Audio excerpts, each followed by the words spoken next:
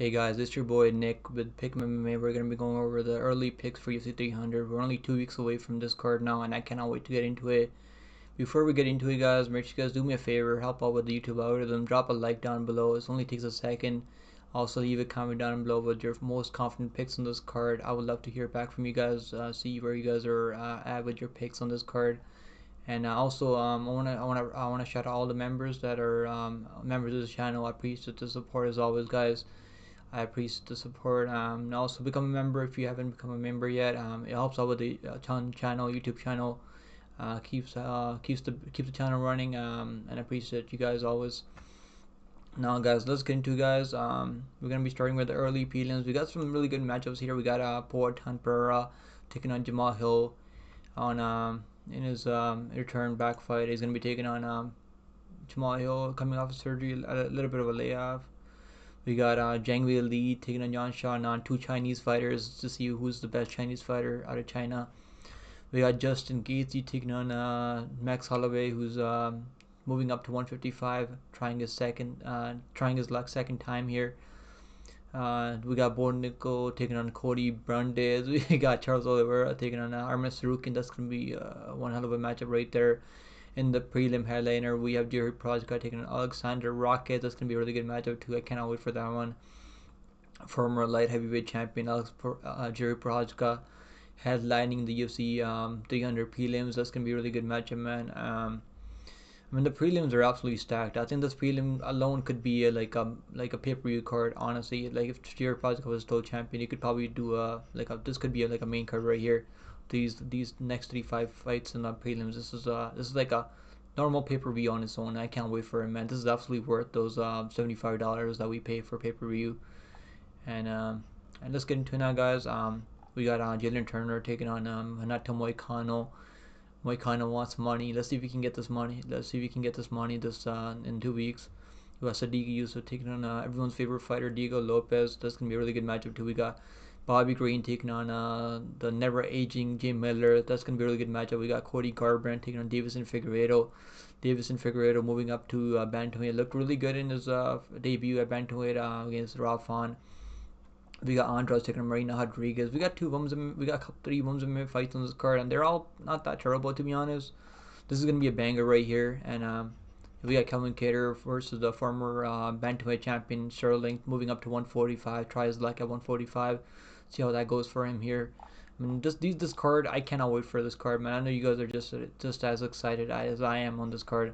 And let's get into it now, guys. We're going to be starting with the early prelims to the main card. Alright, guys, opening up the early prelims, we have Deiveson Figueiredo, former flyweight champion, taking on Cody Garbrandt. Bantamweight. I mean, he's a bantamweight champion. We got a matchup here between two former champions. Opening up the early prelim just goes to show how stacked this card really is. Deiveson Figueiredo made his debut against Rafa. Honestly, looked really good out there. His cardio held up. His chin is really good, and absolutely dominated. Dog walked Rafa for 3 rounds. I mean, that was a beating for 3 rounds, and Deiveson Figueiredo beat up Rafa for 3 rounds. And Rafa is honestly not a bad boxer. Has a really good chin on him. I think Rafa has a better durability than Cody Garbrandt. Cody Garbrandt is a really good striker. I mean, he's going to be more physically bigger in this fight. He's 5'8", against Figueiredo, who's 5'5", with the 68-inch reach. So I do like that Garbrandt is going to be taller here. He's not going to have the reach advantage. Figueiredo has long arms. He's going to have the reach advantage in this fight. And I'm going to go with Figueiredo here. I think Figueiredo gets this done. I'm gonna say he gets done by knockout. I think he's gonna get the knockout here. I don't think Garbrandt has the chin like Rafa. Rafa has a really solid chin, and Figueiredo was close to knocking him out a couple of times throughout that fight. But give me Figueiredo. I think Figueiredo gets it done by probably first round knockout. Garbrandt's gonna need to wrestle non-stop in this fight, and I just don't think he's gonna wrestle. He's coming off his own knockout win over Brian Kelleher, and I don't think he's gonna go back to wrestling. He's probably going to be like, I'm going to knock this guy out. He's a flyweight moving up to bantamweight. And I just don't think he's going to be able to get the knockout over Figueiredo. So I'm going to go Figueiredo by knockout, probably first round knockout. We've seen Garbrandt have trouble with flyweights before he went to flyweight. I mean, he cut a ton of weight. Maybe that was due to the weight cutting for Cody Garbrandt. I mean, when you fought Kattar, France.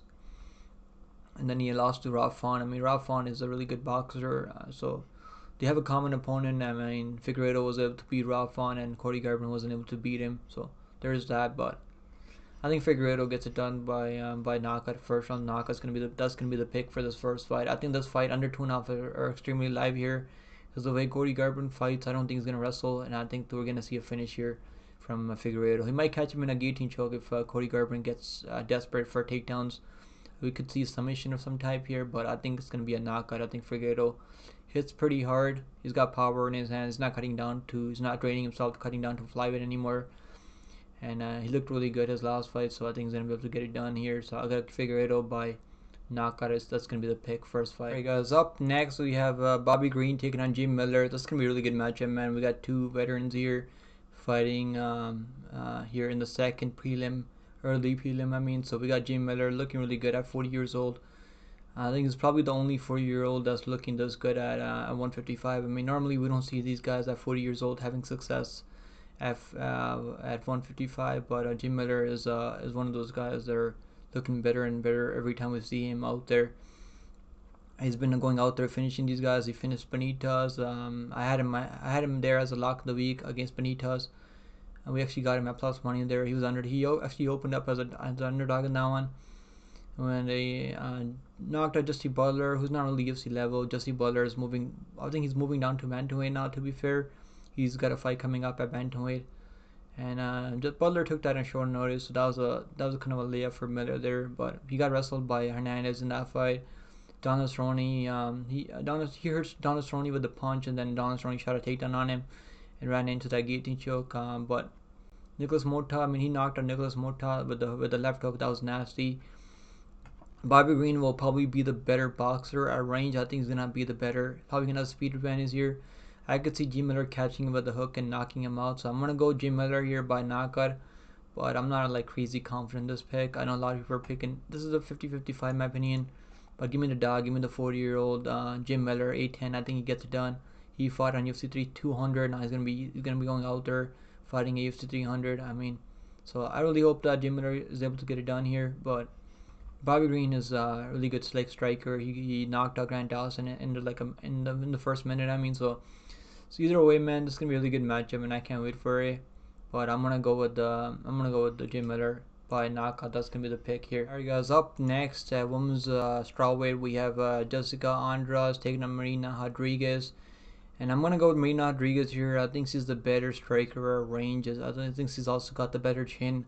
We haven't seen her knocked out cold before. I think the only girl that knocked her out was Amanda Lemos. It was a standing TKO.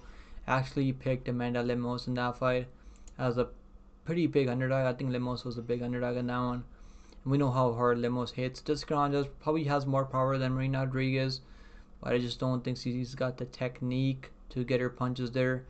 She knocked out Mackenzie Dern. I mean, she's on a 3-5 losing streak before that, losing to some tough girls out there. I mean, got stopped by Blanchfield and got knocked out by Xiaonan.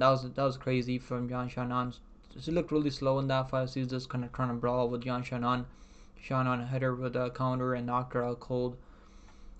Losing to Tatiana Suarez, really no shame in that one. Tatiana Suarez is a beast. Then she was able to knock out Mackenzie Dern. She got like 4 knockdowns in that fight. But I think Marina Rodriguez is better striker. Much better striker than Jéssica Andrade. At least he also hasn't taken more damage than Jéssica Andrade. Give me Marina Rodriguez to get it done by knockout here. I think she's going to get the knockout. A lot of people are picking Andrade here at 74%, but I think Marina Rodriguez gets the job done here. I'm going to go Marina Rodriguez by knockout. I think she's has the better Muay Thai, better kicks up the middle. She has a decent enough takedown defense, but her takedown defense obviously has been in trouble for her. Renan Jandiroba was able to win the first 2 rounds with the control over Marina Rodriguez, but we know Jandiroba has really good grappling, and Lemos was able to get that standing TKO. That was an early stoppage, to be fair. I think that was early stoppage. Even though I had money on Lemos and I picked her to win as a dog, I still think that was an early stoppage. That was a standing TKO. It wasn't like Marina Rodriguez was out cold or anything, and she just got kind of rocked, and the referee stopped the fight right away. So that was really weird, man. That was in the Apex also. But yeah, give me Marina Rodriguez. I think she's going to get the knockout here. I got Marina Rodriguez by knockout. That's gonna be the pick here. And up next at 155, we have Jalin Turner taking on Renato Moicano, and this is gonna be a really good matchup, man. This could be like this would be on the main card of a normal pay-per-view. That's my opinion. And this could be like a main card opener on a normal pay-per-view. That's how good this matchup is. We got two top 10 ranked lightweights here fighting to see who the next contender at 155 is. We got Renato Moicano coming off that win over Dober. I picked Moicano to win in that matchup, but it was not an impressive performance by any means. Just kind of laid and prayed his way to a win there, and wasn't that impressive. But he subbed Brado in the first round, which is Brado is not that good. Got dominated by RDA, but RDA, Moicano took that fight on short notice. I mean, he wasn't really training for that fight, so he could be on like a 5-5 win streak right now. But this is a tough matchup for him here, man. I think Jalin Turner is actually really good. He's got the long range. He's got the height here, 6'3" at against Moicano who's 6'5", 11 here with this. And Turner has a 75.5 inch reach. The only guy to knock out Jalin Turner in the UFC has been Vicente Luque. Back when Vicente Luque was in his prime, that's the only guy that's ever knocked him out. He's lost 2 decisions by really close decisions. I think that Garbrandt fight, I think that was a bad decision. I think even though Garbrandt was shooting takedowns, getting takedowns, he wasn't really able to do much damage. I mean, and Turner was lighting him up at range. And depending on how the judges score this fight, I think it'd be like Turner landing more damage. I think he's gonna be landing more damage, and it might be live for a KO. I think he's gonna get the KO here, man. I'm gonna pick Turner by knockout. I think he's gonna knock out Moicano. As much of a fan I am Moicano, I just don't think his striking is really improving. He's 34 years old now. I think he's already improved.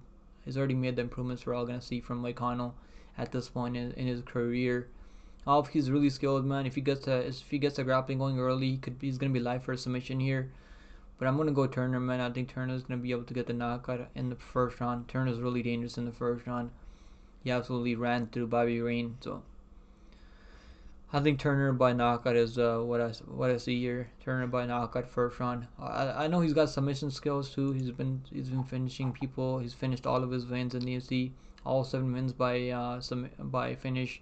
4 by KO, 3 by submission, but I think it's gonna be a knockout here. I think he's gonna have to knock him out with the ground and pound. I don't think Moicano is gonna give up a submission. So that's gonna be the pick. Jalin Turner by knockout is gonna be my pick in this fight.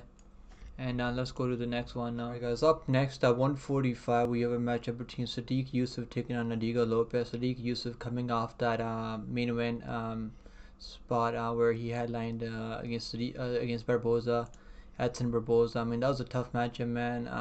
That was tough to watch. First round was tough to watch because I was on the Barboza side.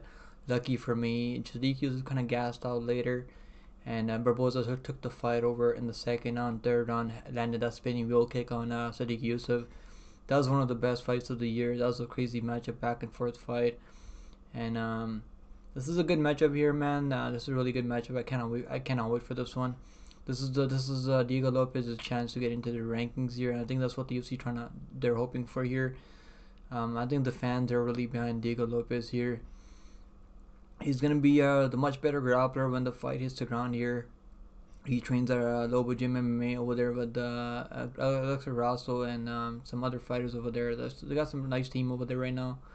Godinez is also trains over there. Obviously, Godinez couldn't get the job done last week, but they got some good fighters over there to train with, man. And he's gonna be bigger, 5'11" against Sodiq Yusuff is 5'9", and Lopes has the reach advantage. That's 1.5 inch reach advantage here. So I'm gonna go with Diego Lopes here, but I'm not that confident in this pick, man. Sodiq Yusuff is actually really good. He's got really good boxing. He's got a decent chin on him, man. He's tough. I've seen him get rocked a bunch of times before. He got rocked against Kelvin Kattar also. No, I think it was Arnold Allen where he got rocked. Arnold Allen rocked him too, and then that's what they gave it to Arnold Allen. But that was a really close fight, man. That was really close. That fight could have gone either way, in my opinion. But Barboza obviously rocked him with the spinning wheel kick that he landed in the third round. I think it was the third round. Also, Barboza was taking him down, which is not something you want to see from a guy like Barboza. Barboza is a kickboxer, not really. Barboza is well-rounded, I guess, but he's not really a guy you see shooting takedowns on guys. Like Barboza was shooting takedowns on him in the 4th, 5th round, and he got takedowns on him. So Barboza was able to control him in the end too. So maybe Sodiq was really tired in the end. Maybe that's what he got controlled by Barboza. But I had money in Barboza, man. I picked Barboza to win there. I think I picked Barboza by third round TKO, and he was close to getting the third round TKO. If he just threw ground and pound instead of going for submissions when Barboza had him rocked, he probably could have got him out of there because Sodiq was really rocked. He was really hurt. But this dude is tough, man. He's gonna hang in there. You really gotta get him out of there with the submission, I feel like, because you gotta get him out of there with ground and pound. So this fight, man, this fight's gonna be really fun, man. Diego Lopes has got some of the best jiu-jitsu at 145. I feel like. I mean, he gave Moser hell, man. I actually live bet Evloev and that live bet him at minus 130, and Moser went into that fight as a minus 600 favorite. So this goes to show how close that fight was. Diego Lopes made that fight really close. But Moser was able to control him on the ground, land some decent ground and pound, score some points on judges' scorecards. Obviously, the judges favor damage over control and submission attempts. But that was a close fight, man. That was a really close fight. I'm going to go Diego Lopes here, man. I'm going to go him by Diego Lopes by knockout. It's going to be tough to submit a guy like Sodiq Yusuff. He's really tough, man. He's got some decent submission defense here. I'm going to go with Diego Lopes. I think he's going to have to catch him with something crazy, like a big punch. Diego Lopes not really known for his power, though. I know he knocked out Pat Sabatini, but this could go the distance, too. This could be like a close back and forth fight. But I'm going to go Diego Lopes by knockout here. That's going to be my pick. And this could be a close fight, man. I don't know if I'll end up betting on this one, but it's going to be a really back and forth fight. But I feel like Lopes has a better chin, better durability, and I like that he's an up and comer, 29 years old. I mean, they're both pretty young. Sodiq Yusuff is only 30 years old too, so they're both really young right now. So, but I like Diego Lopes. He's also fought some decent guys outside the UFC too. He fought Brito on the Dynamite Contender Series, and he was looking for submissions against Brito. Brito was taking him down, to be fair. So, and then he fought Nate Richardson, who fights in Fury UFC. Nate Richardson should be signed to the UFC too. And I actually bet Nate Richardson his last fight on Fury FC. I think if he goes on a win streak, Nate Richardson has lost like so many split decisions. Really good kickboxer, man, and he lost to him outside UFC, but he lost to Brito. But other than that, man, he's been looking really good in MMA. So I like Lopes here. I think Lopes can make something happen in this fight. Maybe club and substitution, but I like Lopes by knockout. I think he's gonna get the knockout here. That's going to be my pick here by knockout. Diego Lopes by second on TKO. Alright guys, up next, women's 135 weight class. We have Kayla Harrison making her UFC debut here, coming over from PFO. And this is going to be a good matchup, man. I don't even know if she's going to make 135. Like, she's normally fights at 155 in PFO, and I have no clue how she's going to make 135 here. And Holm, like a tough UFC veteran here. She's 42 years old, which is crazy. Like 42 years old. And Kayla Harrison's gonna win this matchup, man. I think she's gonna. I don't know if she's gonna get the submission. I think it's gonna be by just play and pray. Kayla Harrison's gonna be more physically stronger. She's gonna be in her prime here. She might be live for a submission here, but I'm gonna say decision because Holm doesn't really get subbed all that much. She got submitted by Mara Bonisova. I actually picked her by submission there. I picked Mara Bonisova by second on submission. Perfect call by your boy there. Even though a lot of people were picking Holm, but that got turned into a no contest because of the Ritalin, I mean the ADHD medication for Mara Bonisova, they turned it into a no contest. But yeah, I'm gonna go Kayla Harrison, man. Even though Holm is a proven UFC veteran here, but I just don't think Holm's in her prime anymore. She honestly looked pretty terrible in that Mara Bonisova fight. She's gonna need to keep it at this and just kickbox for 3 rounds, and I just don't see that happening. I think Kayla Harrison's gonna get those takedowns, and she's gonna be able to control her on the ground. I'm gonna go Kayla Harrison by decision. I think Kayla Harrison's a safe parlay piece. This card, I think she's gonna get the job done. 30-27 for Kayla Harrison is gonna be my pick. Alright guys, next up at 145 we have Kevin Kattar taking on Aljamain Sterling, the former bantamweight champion. A lot of people think he's the bantamweight gold.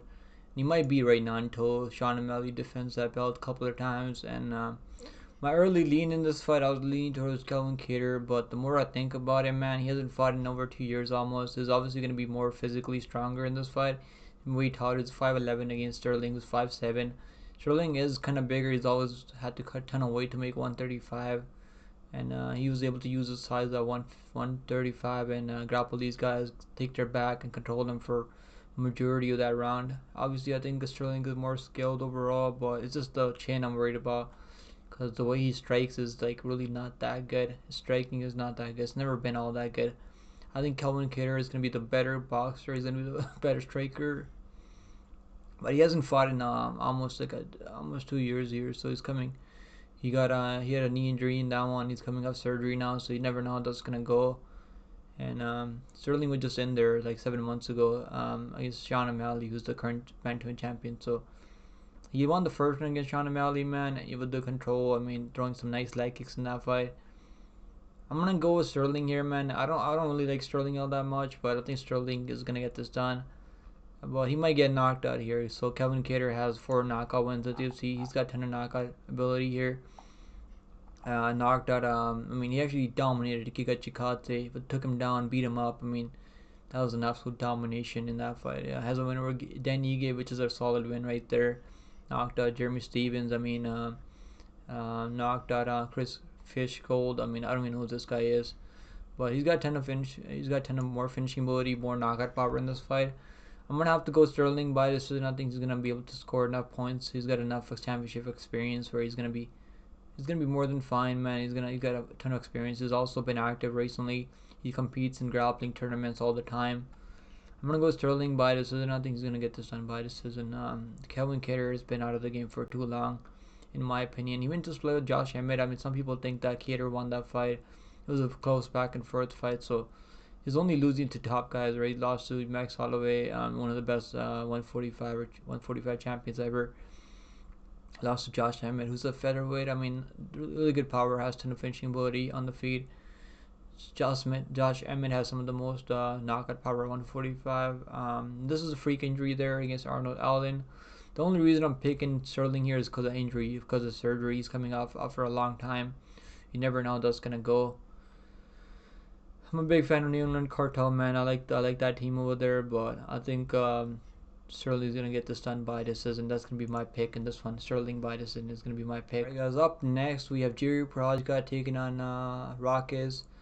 Aleksandar Rakić out 205. This is a really good prelim headliner here, man. I can't wait to see it. This is gonna be a banger. This is not even the pay-per-view, I mean, which is crazy. I mean, this could be a pay-per-view opener, because Procházka is a very fun fighter to watch. He's a really entertaining fighter to watch. I mean, he's got so many knockouts, man. I mean, this dude's an absolute killer. He just his win streak came to an end when he fought Pereira, and that was a tough loss there. But that was kind of early stoppage, in my opinion, by Mark Goddard. Nothing new with Mark Goddard there. But Rakić is coming back after 2 years off, man. He had a leg injury in that one where he popped his knee. And I picked Blachowicz in that one. I had money in Blachowicz in that one. I got him at like over plus 200. But like that was a really back and forth fight. That was a really close fight. Blachowicz was kind of taking over in that fight. Then Rakić popped his knee. But Rakić is a really good striker, man. Has nice kicks up the middle, throws head kicks. He knocked out I think it was Jimmy Manuwa when he knocked him out with that head kick. He was throwing some nice body kicks, then he went up high and knocked him out cold. It was one of the nastiest knockouts I've seen. But went to a close fight with Volkan Ozdemir, man. That's a tough step up in competition. Volkan Ozdemir's been here for a long time. But the only reason I can't pick Rakić here is because of the layoff. He hasn't fought in 2 years, and Procházka was just in there. He was also back after a layoff when he fought Pereira. But he had some good moments in that Pereira fight. He was when he was pressing forward. He was landing some nice combinations. I mean, landing some nice punches when he had Pereira up against the fence. He was having success in the pocket. That's where Procházka was having success. I'm gonna go with Procházka, man. I think Procházka is gonna be able to land something crazy. He's got some of the most unorthodox striking out there in the UFC, and his striking defense is concerning. He can definitely get knocked out because his striking defense is really bad. But he's tough, man. He's gonna fight for money. I like Procházka as a dog here, man. I can't believe Procházka's underdog in this one. Even though a lot of people are picking Procházka, 80% of tabloids are picking Procházka. He's still an underdog, which is crazy. But I'm gonna go Procházka by knockout. I think Procházka is gonna get this done. But Rakić might be hungry. He might be able to make something happen in this fight. He might be able to just win a boring point fighting decision. And to be fair, Procházka was losing to Glover Teixeira. before he got that submission up. He was on his way to losing that fight before he got that submission. So you never know how that's gonna go, man. But this is a 50-50 fight, so I'm gonna take the underdog Procházka. That's gonna be my pick. Procházka by second or knockout is gonna be my pick. I mean, god damn it, I'm fucking mumbling, but Procházka by second or knockout is gonna be my pick in this fight. Alright guys, up next we have the main card opener right here. Make sure you guys hit the like down below if you guys appreciate these early breakdowns, and leave a comment down below with your picks, who you guys are picking on this card. I would love to hear back. I would love to hear you guys' opinions on these picks on this card. This is a tough card to make picks on, in my opinion. So make sure you guys drop a like down below, leave a comment down below. Helps out with the YouTube algorithm. Also become a member if you guys want to support the channel more. But I appreciate you guys watching. Now let's get into it now, guys. So we got Nickal taking on Cody Brundage. I mean, I really wish they were giving Nickal a step up in competition here.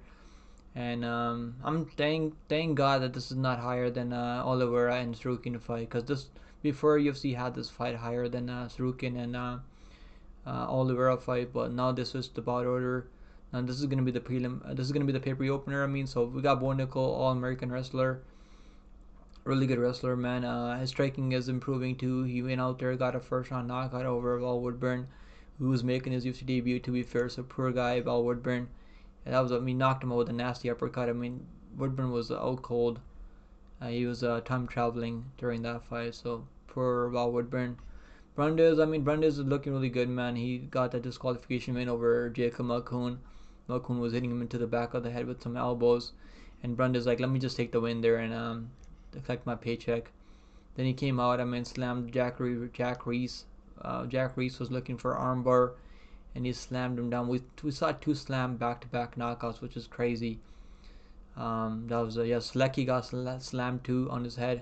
And then Jack Reese got slammed too on his head. So that was a crazy night of fights there. Nickal's gonna win this matchup, man. I mean, you really can't even do anything with the money. And minus 2,000, like, what are you gonna do? Really, can't even make money on those odds right there. I mean, you're better off not even throwing this in a parlay. Cody Brundage is dangerous. He got a couple of knockdowns on Rodolfo Vieira in that first round.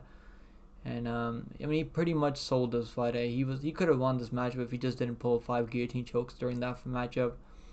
And he won the first round against Rodolfo Vieira. I think that was a 10-8 round.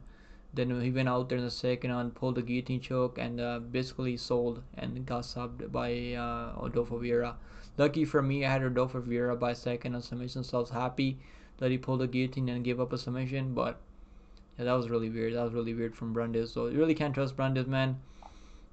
And I get why 98% people are picking Nickal. He's going to win this matchup, man, but I'm not going to bet this.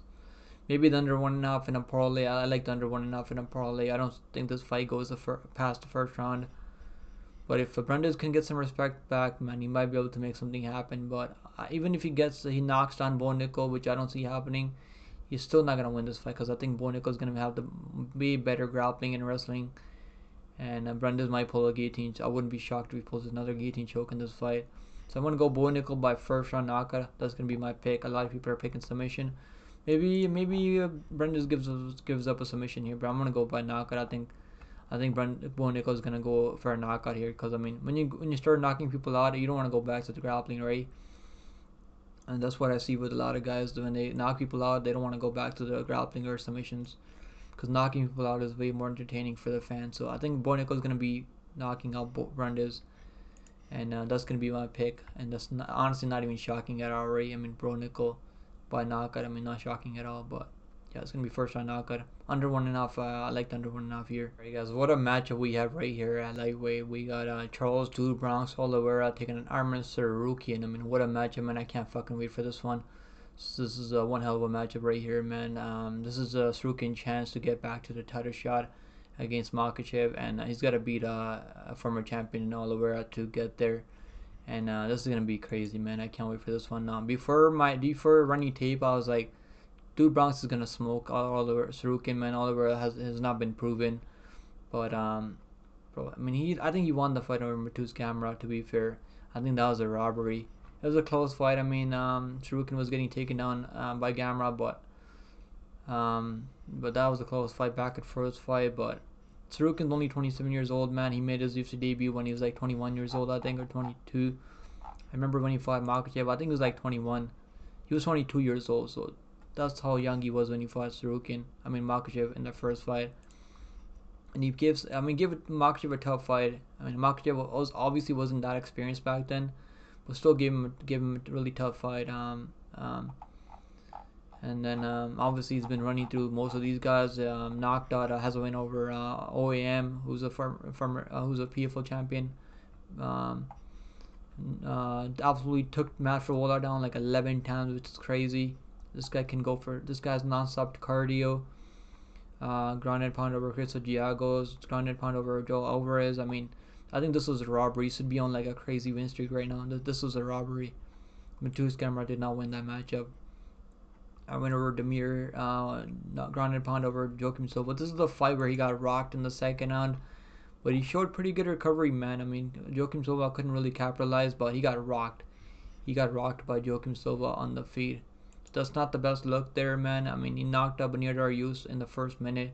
I had him as my lock leak. I locked him at minus 180 for Tsarukyan, and I had him by knockout also. So he got the job done there. Knockout was plus 150, and made me some money there. So I like Tsarukyan, man.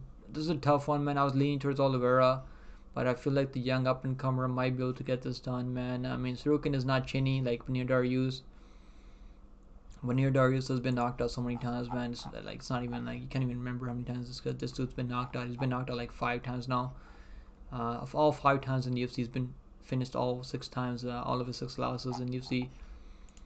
I think Tsarukyan is gonna get this done. It pains me that I'm saying that because I'm a big Oliveira fan, and I think a lot of people are picking Oliveira because he's probably the more dangerous fighter, man.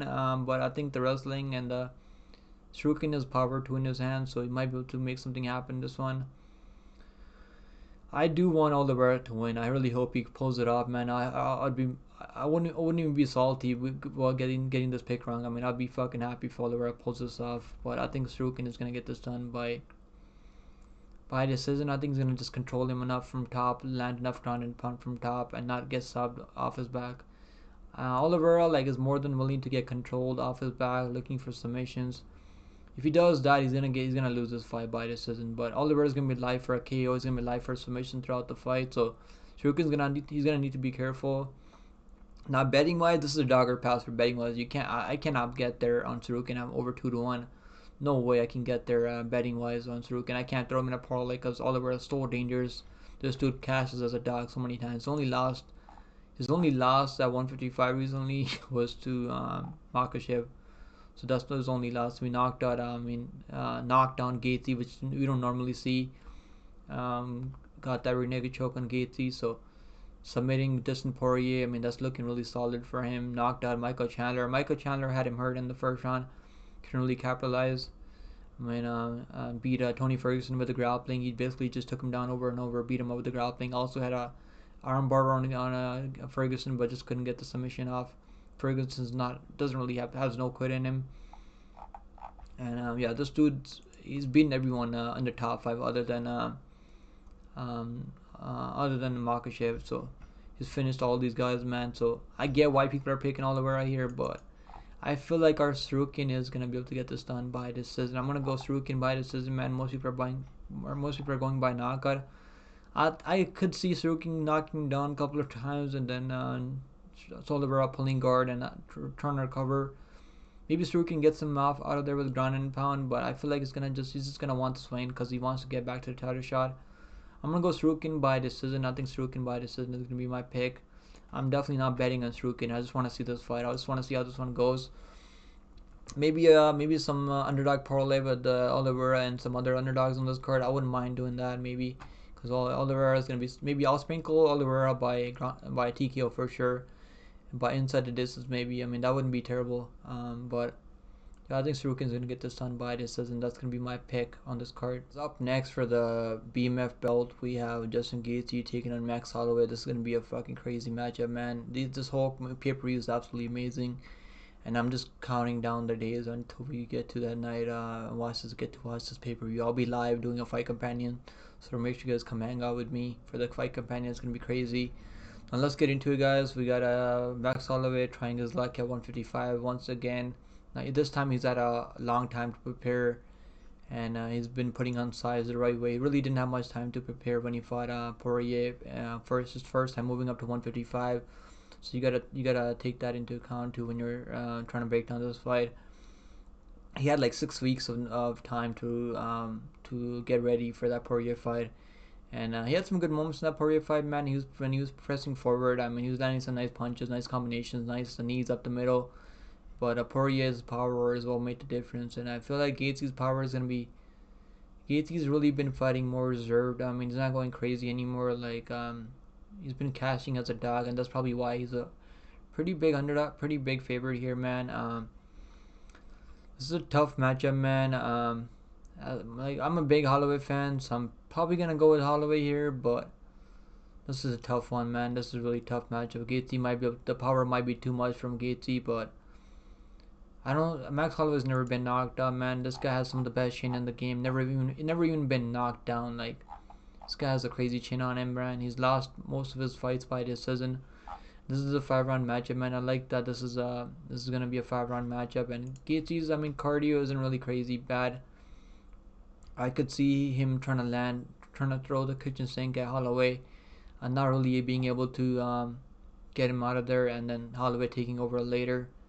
But if Holloway can't handle the power, I mean, he showed in that Poirier fight that he couldn't really deal with the power. But he's been putting size on the right way in this fight, so I'm gonna go with Holloway, man. I'm gonna take the chance on Holloway. He's 32 years old, trying his luck at 155. His only 2 losses at 145 were to Volkanovski, so who's the best featherweight champion ever, like in a long time. I'm gonna go Max Holloway, man. I think Max Holloway can get this done by decision. I'm gonna go Max Holloway by decision. I don't think he's gonna finish Gaethje. Gaethje's tough, man. He's not gonna give up out there. Now Gaethje, like when he's losing, right, he has been getting finished. Like he's been submitted twice, he's been knocked out twice. But recently he hasn't been. I mean, he got knocked ran into triangle against Khabib Nurmagomedov, but he won the first round against Khabib. Then Charles Oliveira was able to knock him down and get that rear naked choke. So Holloway does have better jiu-jitsu than Gaethje, in my opinion. I think he can definitely go for a submission, even for a submission on Jambi. And Jambi has really good grappling too, man. But Jambi wasn't willing to tap out there. And Jambi had some good moments in that fight, so like you never know, man. That was Jambi's retirement fight, so Jambi actually had some good moments in that fight. I don't know, man. This is a tough one, man. I'm gonna go with the dog here. I'm gonna go with Holloway. I think he's gonna fight for money, and it's not the bad underdog. It's not the worst underdog out there to be betting on, because Holloway, you know he's how tough he is. You know he's got crazy cardio, crazy volume, just the power, which is why I think Gaethje is favored on the odds here. So I'm gonna go to Holloway. I'm gonna go with Holloway, man. Holloway by decision is gonna be my pick. Maybe he can get a knockout later too. I wouldn't be shocked if he gets a knockout here. I'm gonna go with Holloway by decision. I think he's gonna be able to maybe adjust some some rounds. I mean, some close rounds. Yeah, Holloway by decision is going to be my pick in this one. And let's go to the next fight now, guys. Alright, guys, up next we have Women's Strawweight Championship on the line. We have Zhang Weili defending her belt against Xiaonan. We got 2 Chinese fighters right here, and it's gonna be a crazy matchup, man. I'm excited for this matchup. This is gonna be this is gonna be the best women's MMA fight on the card, and probably the best women's MMA fight we had in a long time. And Xiaonan is a striker, kickboxer. She throws a ton of volume, man. She's shown power in that Andrade fight. Either Andrade has a terrible chin, but she knocked her out with a nice left hook. I think it was the left hook or right hook counter. And Andrade was singing wild on the feet in that first round. And that was impressive, man. It was a counter right hook that she knocked out Andrade with. It was a clean knockout. That's what got her this opportunity for the championship here. But how can you not pick Zhang Weili? I'm gonna go Zhang Weili. I think Zhang Weili is a fucking absolute lock. I think she's gonna win this fight on the feet, on the ground. And if Carlos Barza can get you to the ground and lock in a crucifix position on you, I think so can Zhang Weili. I think Zhang Weili is gonna get her out of there, man. I'm gonna go Zhang Weili by submission. I think Zhang Weili is gonna get a submission in Xiaonan. I don't think she's ever been sub before. She's been sub once, okay, so not at the UFC level, but I think she's gonna get subbed in this fight because I think Zhang Weili has way better jiu-jitsu, way better ground game, nasty ground and pound. I mean, she was lighting up Amanda Lemos. She beat the shit out of Amanda Lemos. The significant striking numbers were like 300 to like 20 in that Lemos fight. Lemos got beat up bad. That was an absolute beating by Weili. Weili's only getting better, man. So there are only 2 losses or 2. That was a close fight. If Weili didn't give up a takedown in that fight, I think he could have won that match. If he just didn't give up a takedown in the 5th round to Rose. And obviously Rose knocked her out with that kick, which Weili just didn't see coming. But Weili's a beast, man. She's 24-3 overall. 8-2 in the UFC. Her only 2 losses are to the former champion Rose Namajunas. And she's been an absolute bangers. She's always giving us really good matchups. She's got a lot of finishes too. Give me Zhang Weili by second on submission. I'm gonna go second on submission for Zhang Weili. That's gonna be my pick in this matchup. But Xiaonan, she's gonna come to scrap, man. She's a tough girl. Throws a ton of volume. Throws a ton of kicks, body kicks, head kicks. So Zhang Weili's gonna need to be careful. But I think Zhang Weili wins this fight anywhere. I'm high confident Zhang Weili. I think she's a good parlay piece. She's always good to parlay. I like parlaying Zhang Weili whenever she's fighting out there. Zhang Weili, I think inside the distance. Zhang Weili by submission. I'm gonna sprinkle the submission prop because we're gonna get a good number on the submission. So I think people are gonna be attacking the knockout, but she might get a knockout. But I think the submission play isn't bad here. I could see her getting this takedown and hurting her on the feet with hurting her on the ground with ground and pound. Eventually, they're looking for an opportunity for the submission. I think Zhang Weili by submission is gonna be my pick in this one. Alright guys, main event time now. Let's freaking go, man. I cannot wait for this card. You guys just see how excited I am for this card. We got Alex Poatan Pereira taking on Jamal Hill. Really good matchup, man. Poatan really accomplished a lot since making his UFC debut. He's a 2-time Glory World Champion, 2-division World Champion in Glory, 2-division World Champion in UFC now. This dude is an absolute beast, man. He's been beating world champions after world champion. Knocked out Strickland. Who's a champion became a champion after that fight. Knocked out Adesanya. Came into the UFC and knocked out Adesanya in the 5th round. Adesanya had some good moments, man. He hurt him a couple of times, and in the second, almost had him knocked out. But lucky for Pereira, the timer ran out and he had time to recover, come back, and that was a really nice comeback and knockout win for Pereira. Then he got kind of overjealous against Adesanya and just got knocked out cold. That was a brutal knockout from Adesanya. Came back, moved up to 125. He was cutting a ton of weight. I think he was cutting at least like 40 pounds or like 30 pounds or something crazy like that to make 185. And since moving up to 185, man, he's looked really good. He's been active recently. He's been fighting every couple of months now. He fought 8 months ago against Blachowicz. I picked Pereira in that one by knockout, I think. But Blachowicz is tough, man. He's got a chin on him. Then I picked Procházka over Pereira to beat Pereira. And Procházka was having some good moments. The leg kicks were really affecting Procházka. You can clearly see how nasty those leg kicks were. It's going to be a crazy matchup, man. Jamal Hill has coming off that Achilles Achilles heel surgery that he had, or like something like that. Achilles injury, I think that's what it is. I can't fucking remember it, to be honest, but yeah, Jamal Hill is not as accomplished as Pereira, to be honest, but he took that Glover Teixeira fight on short notice. They both did, because Blachowicz and Ankalaev went to split draw, so Dana White was really pissed off. He's like, fuck this. I'm just gonna do this fight, Pereira versus Hill versus Teixeira. So that's what happened in that one, man. This is a tough fight, man. I'm gonna take the dog here. I'm gonna go with Jamal Hill. I've been leaning Jamal Hill. I like his durability, man. We haven't seen Jamal Hill knocked out cold before, so I like that for him. But he hasn't been fighting in over a year, so you never know how he's gonna come back, bro. But he's 32 years old, still really young. Also has a grappling upside here if he chooses to use that. He's been saying that he doesn't want to grapple here. He wants to strike and show that he can knock out a Pereira on the feet. So that's what he's trying to say that he's gonna do. Might do that. But I like his chances more when he grapples here. I really hope that he grapples, that he's just saying all that stuff just to throw people off. That Paul Craig fight, that was really weird, man. He got a take on Paul Craig, which is, he was really inexperienced back then. and he tried to take down Paul Craig. Paul Craig locked him in a triangle choke and broke his arm, I guess. So I don't think we're gonna see something like that happen here. But I'm gonna go with Jamal Hill by knockout here, man. I know it's not gonna be the most popular pick on pick wise. I know people aren't gonna like it, but 74% going with Pereira. I don't blame you guys, man. Pereira's been super active. He's been beating former champion after former champion. I mean, beating these champions. I mean, beat Procházka, knocked him out. Even though his early stop is beat Blachowicz. I think that should have been a 29-28 decision for Pereira, because Blachowicz won the first round. He didn't win the second, third round. Even though Blachowicz was taking him down, controlling him on the ground, looking for submissions. But that should have been a 29-28 for Pereira. And that was an elevation too. Blachowicz kind of gassed out in that one. And then obviously got knocked out cold by Adesanya. And Adesanya almost knocked him out in the first fight too in MMA. Because he had him hurt and he rocked him bad. But Pereira's he's gonna need to be careful, man. Jamal Hill might lay him out clean, so he's gonna need to be careful, man. But I'm gonna go with Hill, man. I think Hill's gonna get this done by knockout. But it's a tough matchup, man. But I don't mind playing Hill by money line plus money. I think it's not a bad value.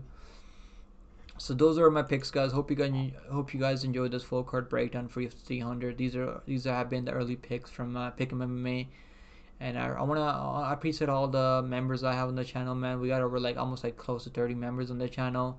If you guys want to support the channel, if you guys like the work that I do on this YouTube channel, if you guys enjoy the live fight companions, become a member, guys. It's only $4.99. It helps out with the keeping the channel running. And I appreciate everyone that's already a member right now. We got almost 30 members, and I appreciate you guys all, man. I'm out of here, man. I'm fucking tired. I'm recording this at 4 a.m. in the morning, so I'm tired, man. I'll see you guys in the next one. Hope you guys take it easy. And later, guys. Later. Hope you guys have a beautiful week. And hope you guys enjoy this UFC 300 card. And the best of luck on all your bets, man. Stay healthy out there. And I'll see you guys in the next one. Later.